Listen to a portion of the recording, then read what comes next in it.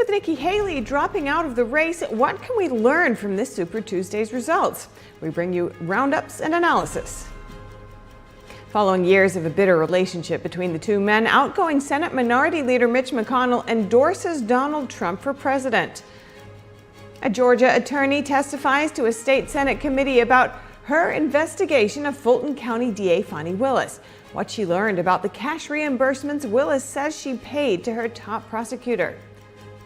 A former NFL player is building a rescue team to identify and save the victims of child abuse. He's asking Congress for help. Will the high interest rates Americans are experiencing drop lower? The Federal Reserve Chair says yes, but not too soon. And France is adding abortion rights to its constitution. Is it just a political move? A French doctor tells NTD's David Vives how this will impact their work.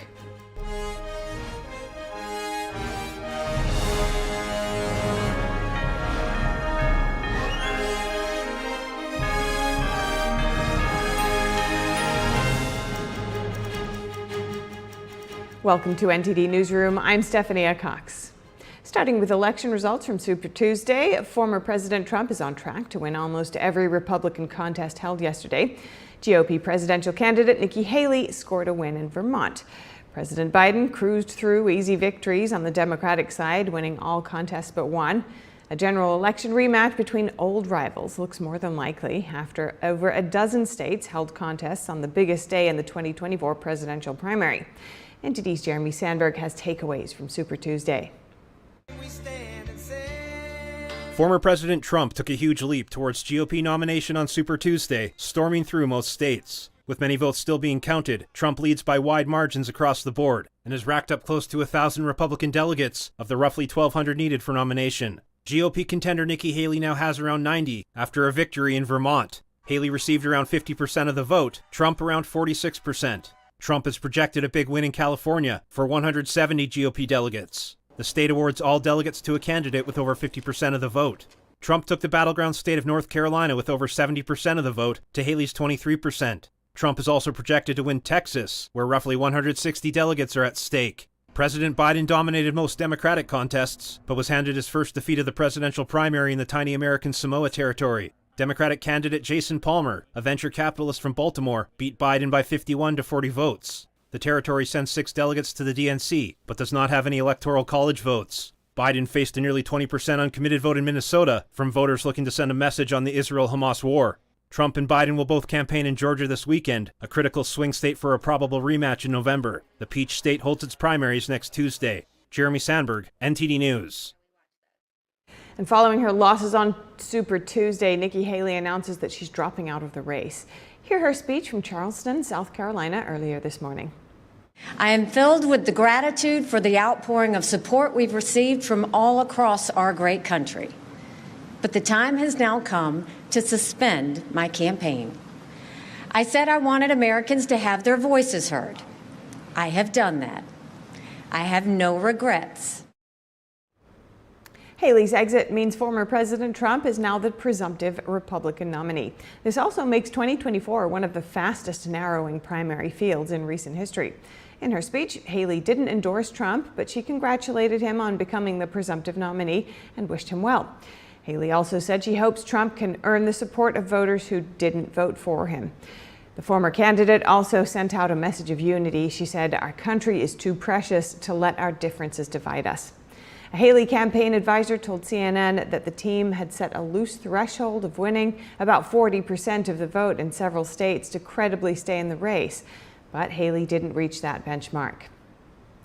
And breaking news out of Washington today, with Nikki Haley out of the race, making Trump the presumptive Republican nominee for president, Senate Minority Leader Mitch McConnell has officially endorsed the former president. McConnell said he looks forward to shifting focus from defending against Biden's policies to actively improving Americans' lives. He says Trump has the necessary support of Republican voters and will have his backing as the nominee. McConnell was one of the highest profile Republicans who had not yet endorsed Trump. He previously declined to state his support for the former president, saying he would back the party's eventual nominee. Joining us live to discuss this and more is Mike Leon, NTD News contributor, a policy and strategy director at the Free and Equal Elections Foundation, and the host of the news commentary podcast, Can We Please Talk? Mike, welcome back. Great to see you again. First up, what do you think of Mitch McConnell's endorsement? Do you think it will change much? And does it come as a surprise? I don't think it comes as a surprise. Good to see you, Steph, as always. It's not a surprise to me, but also, if we recall, he announced that he was going to be stepping down from his leadership position about a week or so ago. So maybe he's thinking that even if a second Trump presidency does happen this fall going into 25, it would fall on somebody else's plate regardless. So giving the support right now, while it may seem feigned because of some of the comments that the former president has said about, Mitch McConnell and his wife, Elaine Chao. So maybe there's just, hey, you know what? I'll endorse him now because there is the off chance that he will be not only the nominee, obviously, but he could be president come 2025, and I'm leaving this leadership position anyway. So I wasn't surprised by it, but I don't think it moves the needle in either direction. Right. And of course, we also saw the news of Nikki Haley dropping out. Do you think that impacts the race in any significant way? Well, I mean, I said this yesterday around 2 a.m. on another network that, Nikki Haley has no money. I mean, what is the return on investment if you were one of her donors and she wanted to stay in this race past Super Tuesday? The most telling thing to me has always been, and I've said this with you, Steph and Chris as well, and on other shows here on NTD, that it's been a math problem for her, right? 100 minus 40 is 60%.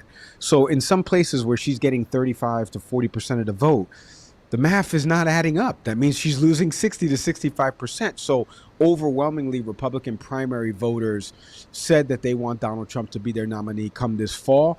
And I think the big thing was, I agreed with her holistically by saying, I want to let more states be a part of this process. So we saw 16 states, kind of weigh in here this Super Tuesday, along with the other 5 along January and February. So you got a good swath of people. And she was able to take a sample and say, look, here it is, 21 states, some open primaries. The folks that were Democrat and independent didn't come over and vote for me in droves like she thought maybe they would. And so now it's time to move forward. But as you saw, she didn't endorse Donald Trump one way or the other. So it'll be interesting to see what happens there. Yeah, for sure. And on that note of, Nikki Haley saying she wanted to provide people with a real choice, citing that it seemed that people didn't want to see a matchup between Biden and Trump again. The White House's response to the results also leaned into their common rhetoric around defending against democracy, pointing towards former President Trump.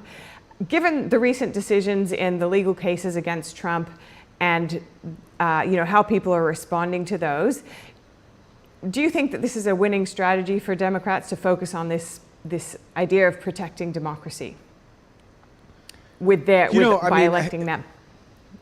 Right. Well, I mean, it's such a loaded question, but not really. Let me explain what I mean by that. Because the big thing is, if you talk to any Democratic strategist, they will tell you what the Biden campaign needs to do is message around his policies.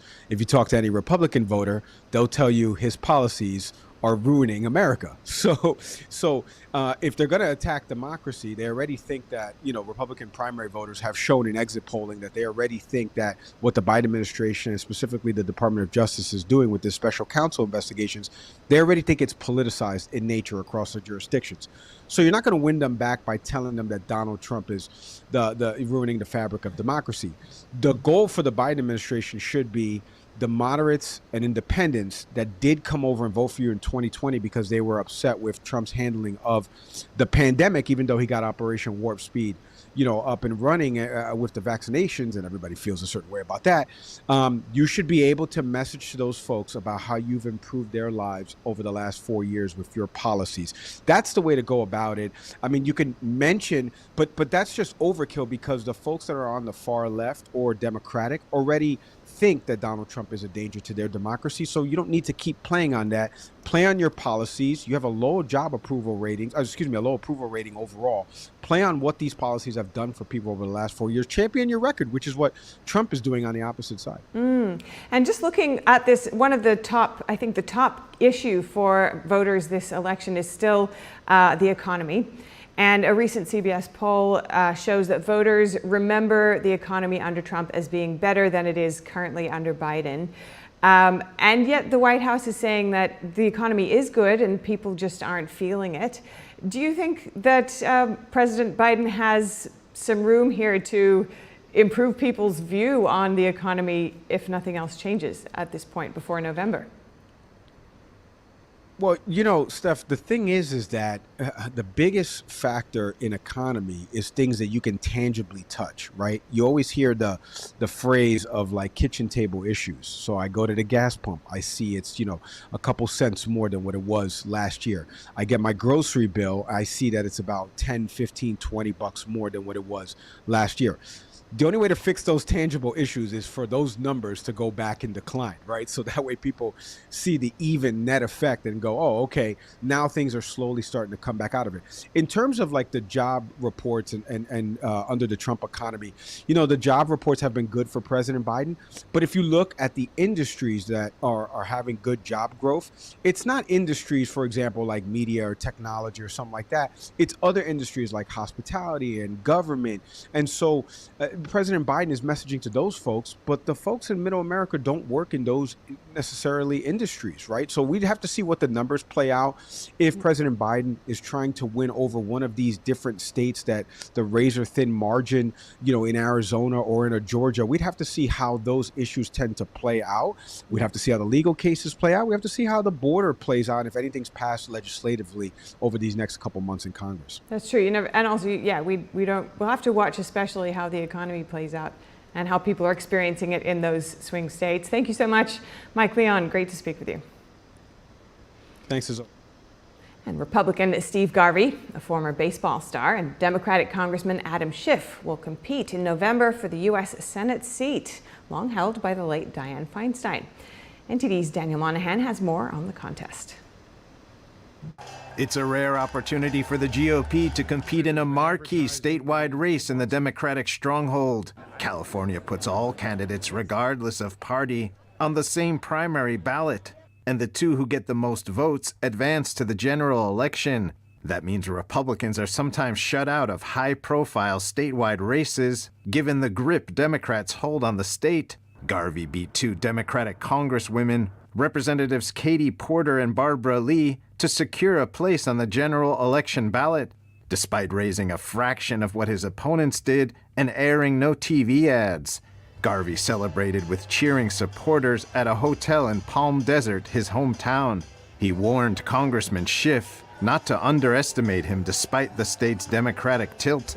The former Major League Baseball MVP said he would run a campaign that would appeal across party lines, focusing on rising crime rates in cities. If you're frightened by the brazen crime that runs rampant in our cities because of those who have turned their back on our police, then join our campaign. And inflation.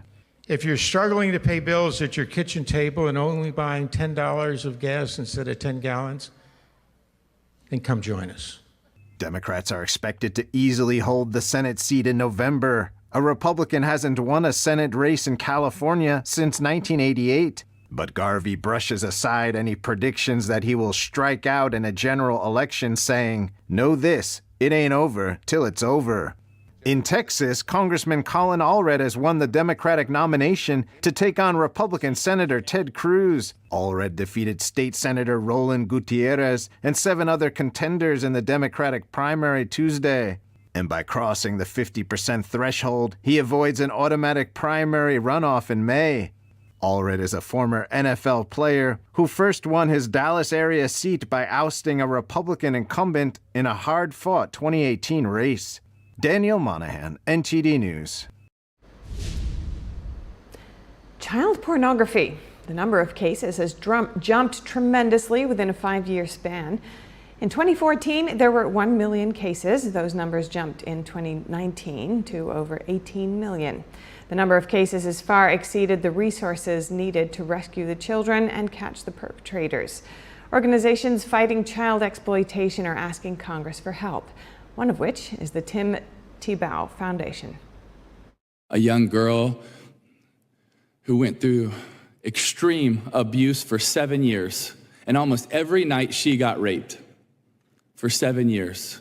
And in the middle of her abuse, this is what she writes. Rescue me. Help me. Monsters are chasing. Can't you see? Monsters are whispering. Can't you hear? Monsters are shouting. You're nothing. Can't you feel my pain? Monsters are pushing. End it all. Just jump. Can't you hear all the whys I'm asking? Monsters are laughing. You're all alone in this. Can someone please rescue me? This girl and thousands of boys and girls just like her, they're calling out. Tebow wants to build a rescue team that would analyze images and videos of child abuse to identify and rescue the children in them. He seeks Congress's help with funding and training. Research shows most of the offenders are the children's own fathers, as well as other family members or people very close to the family circle of trust. And in Fulton County, Georgia, defense attorney Ashley Merchant tells a state Senate committee why she thinks District Attorney Fani Willis should be disqualified.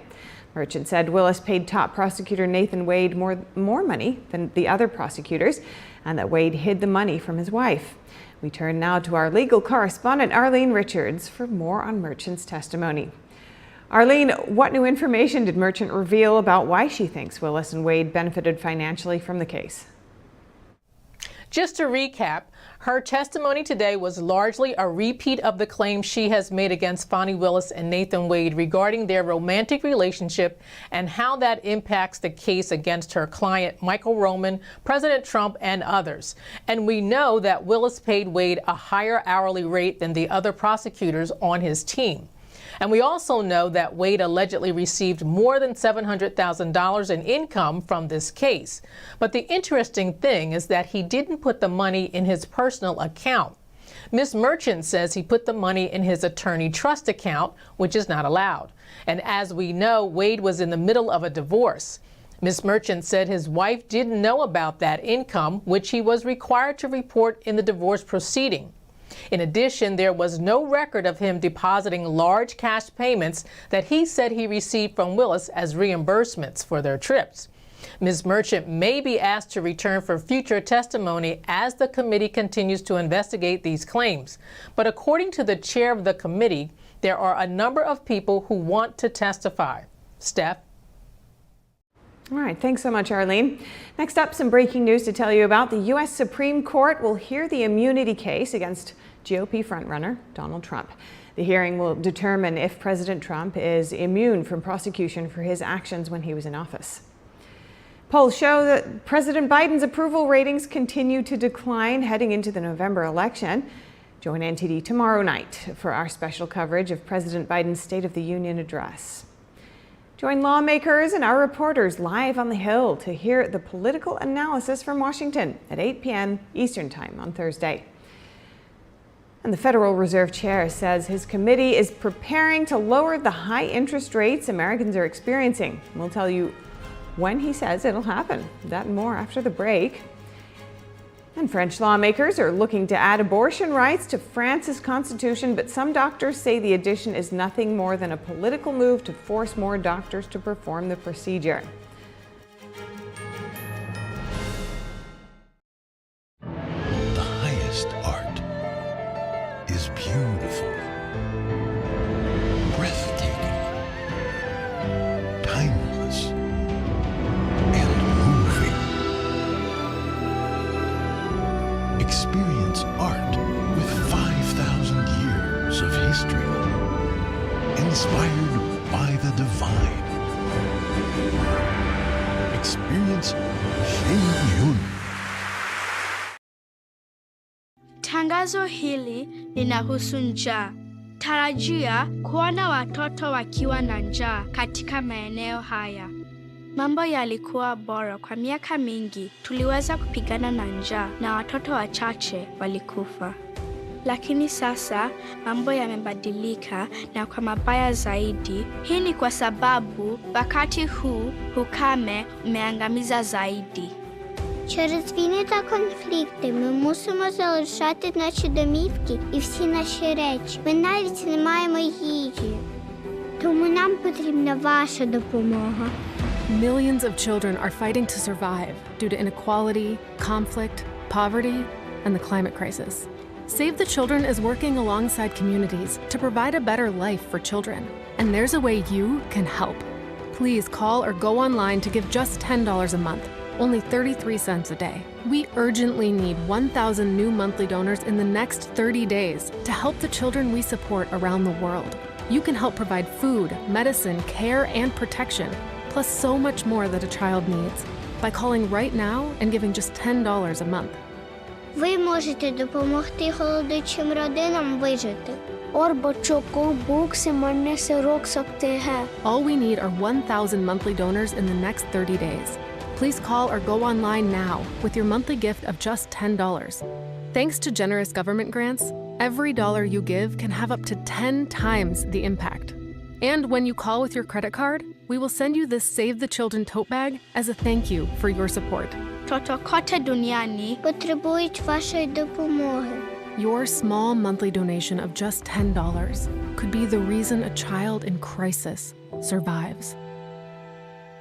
Please call or go online to hungerstopsnow.org to help save lives today. We're told in Genesis chapter 1:26 that God has made man in his image, and by his likeness has he made him.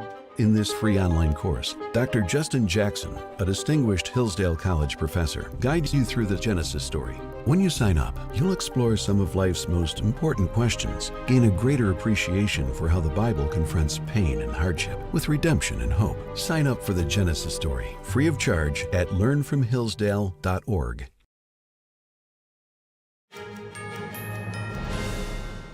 The head of the Federal Reserve told Washington lawmakers today that economic factors are moving in the right direction for the Fed to lower interest rates. However, he cautions that the rate decrease will depend on how the U.S. economy is doing. He also says that the Federal Reserve Bank is keenly aware of the impact the high rates are having on Americans. Even so, the committee remains highly attentive to inflation risks and is acutely aware that high inflation imposes significant hardship, especially on those least able to meet the higher costs of essentials like food, housing, and transportation. During a congressional hearing today, Federal Reserve Chairman Jerome Powell told lawmakers that interest rates will come down, but it will be based on how the economy is doing. He says although the inflation is easing substantially since hitting 40-year highs in 2022, he was hesitant to say when the Fed might reduce a benchmark rate of interest over 5%. A high Fed policy rate means elevated interest rates for home mortgages, credit cards, and small business loans. The high interest rates are also contributing to President Biden's current low approval ratings. Powell will sit before the Senate Banking Committee tomorrow.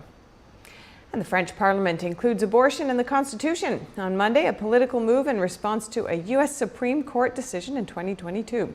NTD's France correspondent David Vivas speaks with a doctor who says this new constitutional right will probably open the door to doctors being sued if they refuse to perform abortions. With 780 votes in favor and only 72 against, the special joint vote on abortion at the Versailles Palace saw strong support from both houses of parliament. Abortion rights seems to find widespread support in France, with polls indicating around 80% of the population in favor, a stark contrast to the contentious debate in the United States and other countries. President Emmanuel Macron set the stage for a legislative process in October last year after months of debate. Macron first decided to put abortion in the Constitution in 2022, just after the US Supreme Court ruled that there was no constitutional right to abortion in the United States. But this hardly makes sense in a practical way for some legal experts and doctors who have some questions. For Doctor and March for Life Association spokesperson Geneviève Bourgeois, members of parliament ruling to include abortion in the Constitution is but a political move. It's an almost visceral reaction on the part of French politicians to what happened in the US. It all seems quite astonishing to doctors and associations, given that access to abortion is not at all threatened in France. So it doesn't really make sense, apart from once again registering something, making a historical statement. Abortion has been a right since 1974 in the country. In France, doctors have the right to choose not to practice an abortion, a right called conscientious objection. Despite 200,000 abortions being done in France, there is a lack of manpower to satisfy the request for abortions, as many doctors choose not to practice the procedure. Doctors' unions have denounced political pressure to force more doctors to practice abortion. So there could be lawsuits, at least that's what we're afraid of. There could be legal action against the practitioners who refuse to do an abortion and possibly against the hospital if there's a lack of personnel to perform certain procedures. David Vives, NTD News, Paris. Thank you for watching NTD Newsroom. I am Stephanie Cox. For more updates, join us for NTD Evening News at 6 p.m. Eastern, 3 Pacific.